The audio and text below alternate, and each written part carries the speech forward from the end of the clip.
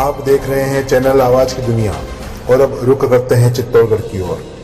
मेवाड़ विश्वविद्यालय में मादक पदार्थों के सेवन से हानियां विषय पर संगोष्ठी का आयोजन। सुख सेवा संस्थान नशा मुक्ति व पुनर्वास केंद्र चित्तौड़गढ़ के पदाधिकारियों ने नशा मुक्ति के संबंध में दी जानकारी। मेवाड़ विश्वविद्यालय में दिनांक 19 मार्च 2024 मंगलवार को राष्ट्रीय सेवा योजना इकाई के द्वारा मादक पदार्थों के सेवन से होने वाली हानियां विषय पर संगोष्ठी का आयोजन इंजीनियर ब्लॉक के कॉन्फ्रेंस हॉल में हुआ।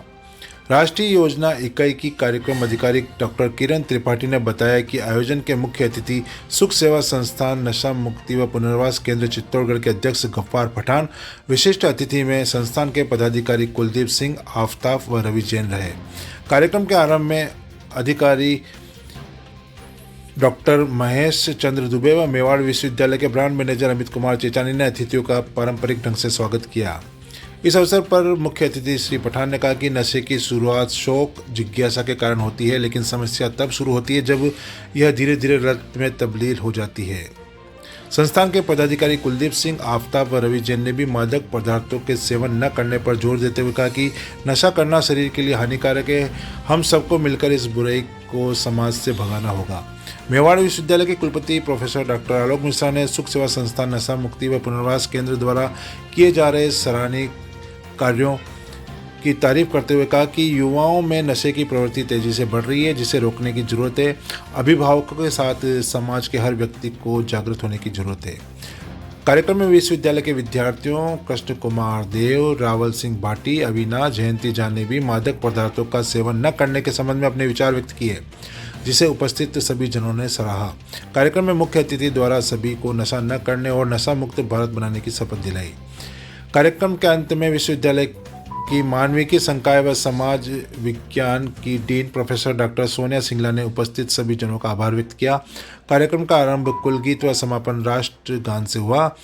कार्यक्रम का संचालन सृष्टि कौशिक ने किया। इस अवसर पर नृत्य विभाग की प्राध्यापक रसभानु नंदिनी झा सहित अन्य फैकल्टी व राष्ट्रीय सेवा योजना के स्वयं सेवक उपस्थित रहे। पेश है चित्तौड़गढ़ से हमारे संवाददाता की यह खास रिपोर्ट। आज हर प्रकार से उसको तोड़ देगा। ड्रग्स काफ़ी होते हैं, जैसे कि आजकल के यंगस्टर्स कॉलेज में, स्कूल्स में आने पर मैरिजुना, LSD, cocaine, heroin, brown sugar उनके काफ़ी एडिक्ट हो जाते हैं। स्टार्टिंग में तो उनको क्रेविंग करने के लिए यूज़ करते हैं, सिर्फ मज़ा ही लेने के लिए, लेकिन वो एक डिपेंडेंसी बन जाती है। बाद में उनको चाहिए होता है किसी भी रूप से। उसके लिए वो कुछ भी करेगा, बहाने बनाएगा, झूठ बोलेगा। वो झूठ बोलते ही बोलते वो एक उसका एटीट्यूड प्रॉपर हो जाएगा, हमेशा वो झूठ ही बोलेगा। यहाँ तक स्टेज इतनी बढ़ जाती है, चोरी करना घर में करेगा, बाहर भी करेगा, घर वालों पर प्रेशर डालेगा, लड़ाई झगड़े करेंगे, कुछ भी करेंगे, यहाँ तक कि जेल जा सकते हैं। इसका आखिरी समाधान यही है, या तो जेल चला जाएगा, या फिर पागल खाने चला जाएगा, या फिर मौत निश्चित है। आजकल के बच्चे काफ़ी देखा है, मैंने ऑब्जर्व किया है, सक्रिय एडिक्ट हो गए हैं। एडिक्ट हैं शोबर, कुछ लोग हैं शोबर के शोबर हैं, कुछ ओकेशनली यूज़ करते हैं, लेकिन एडिक्ट काफ़ी रूप से बनता है। मतलब धीरे धीरे करते मतलब उसकी ज़रूरत बन जाती है। ये क्या एक एडिक्शन सामाजिक जीवन में लोग उतार चढ़ाव का जीवन चलता है। कोई कम पैसा कमाता है, कोई ज़्यादा पैसा कमाता है, किसी के स्ट्रेस है, किसी के चिंता, किसी को गम है, किसी को खुशी है। तो धीरे धीरे आदमी एक अलग दिशा में मुड़ता जाता है, तो उसे आप एडिक्शन का नाम दे सकते हैं। आज मैं हमारे देश में बहुत सारे यंगस्टर हैं, टीनेजर्स हैं, सब इस लत में जूझ रहे हैं। कोई ड्रग्स में है, कोई स्मैक में है, कोई गांजे में है, कोई चरस में है। तो सारा ये हिंदुस्तान का एक भविष्य है। अगर ये बीमारी का भी जैसे बताया गया कि एक बीमारी के रूप में इसे देखा जा सकता है, तो हम सब यही मानते हैं कि ये एक हमारा चारित्रिक दोष नहीं है, एक तरह की बीमारी है। इसे एक जगह रोका जा सकता है, इसका कोई जाना हुआ इलाज नहीं है। जैसे एड्स का जहाँ तक देखा हुआ है मेरा, कि नशा स्टार्ट में सबको अच्छा लगता है, सभी को अच्छा लगता है। मतलब देखा जाए तो आजकल स्टूडेंट्स लाइफ है, बच्चे हैं, छोटे छोटे बच्चे छोटी छोटी उम्र से ही इतना मतलब एक हाई प्रोफाइल ड्रग्स आ चुकी हैं जिनको डिटेक्शन भी नहीं कर पाते हैं जब तक वो बच्चा ज़्यादा हाई डिटेक्ट नहीं हो जाए, जब तक उसमें सिम्टम ज़्यादा नहीं दिख जाए। स्टार्ट में क्या होता है, टीनेजर होते हैं, स्टूडेंट होते हैं, उसको लेते तो अपने मतलब मज़े के लिए उपयोग में है कि कुछ चेंज हो जाए, जैसे थोड़ा चेंज, हाँ कि कुछ मज़ा आएगा इसमें, या फिर नहीं आवे, नहीं भी आवे, आजमाते हैं इसको। सबसे पहली चीज़ चालू हो जाती है, फिर उस बंदे के अंदर सबसे बॉटम चीज़ होती है पैसा। किसी भी तरह के एडिक्शन को या नशे को अपने को प्रॉपर अगर आगे बढ़ाना है, यूज़ में लेना है, उसकी आवश्यकता को पूरा करना है, तो पैसे काफ़ी ज़रूरी हैं। दूसरी बात, अपना जो एक सोशल, जो अपना एक फाउंडेशन होता है अपनी फैमिली के अंदर, अपनी जो वैल्यूज़ होती हैं वो कम होती हैं। The fatal consumption of the drugs and how it is distracting the lives of youth is a point of discussion in this scenario. Drugs, as we know, is an illegal matter which some people smoke, inject, eat or drink for the mental and physical effects that it leaves. There are several youths, especially students, who consume drugs out of fun or for unexpected emotions. The people who deal in the selling of these drugs are actually creating a drug market, especially targeting the youths of the country. Initially, the drugs are sold freely to the students, and gradually, when they get used to it, they started to buy and consume it regularly basis. It is observed that the students start consuming drugs out of stress, anxiety given by their parents or society or teachers, knowingly or unknowingly. Due to this lack of emotional support and the disorder in their families helps them or pressurize them to put more, increase their independence on the drugs, which made them to regular use of this unknowingly or knowingly drugs. Concern that affects not only individuals but entire community and society. The pervasive issue of drug consumption. As we gather here, it's imperative to recognize the gravity on this matter and the urgent need for heightened awareness. Drug consumption, whether it is recreational or habitual, exerts a heavy toll on individual, family and society at large. First and foremost, let us acknowledge the toll drug taken on the human body. Substance abuse wreaks havoc on physical health, leading to a myriad of elements ranging from respiratory issues to cardiovascular complications.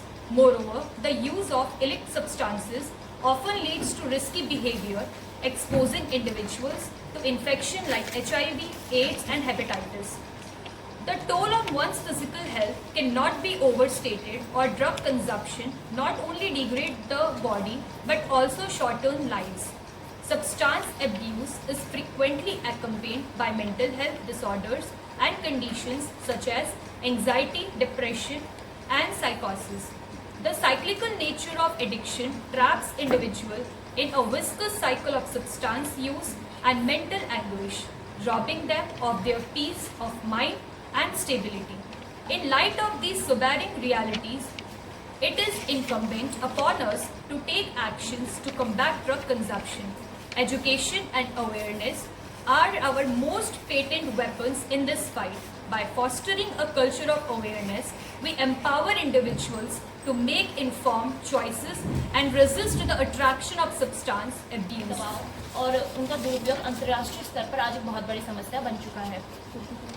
इसमें drugs और अपराध पर संयुक्त राष्ट्रीय कार्यालय UNODC की report की है कि 2010 में दुनिया में लगभग 5% आबादी ने अवैध दवा का इस्तेमाल किया था और 27 मिलियन लोगों को समस्याग्रस्त दवाओं उपयोगकर्ता के रूप में वर्गीकृत किया जा सकता है। यह अनुमान लगाया जा सकता है कि शराब के दुरुपयोग के कारण प्रतिवर्ष 2.5 मिलियन मौतें होती हैं। 2010 की रिपोर्ट बच्चों और किशोरों में नशीली दवाओं के उपयोग को रोकना में NIDA ने कई कारकों को सूचीबद्ध किया है जो किशोरों में नशीली दवाओं का दुरुपयोग शुरू करने या जारी रखने के जोखिम को बढ़ा या कम कर सकते हैं। अध्ययन में विशेष रूप से ACE की संख्या की तुलना की गई, जिसके परिणाम स्वरूप 14 वर्ष से कम उम्र वाले बच्चे नशीली पदार्थों और इनके उपयोग की शुरुआत करने की उनकी संभावना सबसे अधिक होती है। भारत में नशीली दवाओं की लत कई कारण हैं, जैसे कि सामाजिक स्थिति, आर्थिक स्थिति, स्ट्रेस बस्टर, सहकर्मी दबाव और अन्य मनोवैज्ञानिक कारक। इन्हीं दवाइयों का प्रभाव देश की आर्थिक क्षमता पर भी पड़ता है। नशीली दवाओं से निर्भरता, आत्मसम्मान में कमी, निराशा आदि के कारण आपराधिक कृत्य और उसमें भी आत्महत्या जैसी प्रवृत्ति को भी वृद्धि मिलती है। शब्द रखने वाले ने भी कितना सोच समझ कर रखा होगा। मैं आपको बताऊं कि शराब के भी कई नाम हैं, चाहे वो शराब हो, चाहे वो मंदिरा हो, चाहे वो वाइन हो। मैं शब्द का अर्थ बताता हूं। शराब, स का 100%, रा का राक्षसों जैसा और ब का बना देने वाला। मतलब 100% राक्षसों जैसे बना देने वाला ही शराब है। अगर आप राक्षसों जैसे हो मतलब आप शराब के आदमी।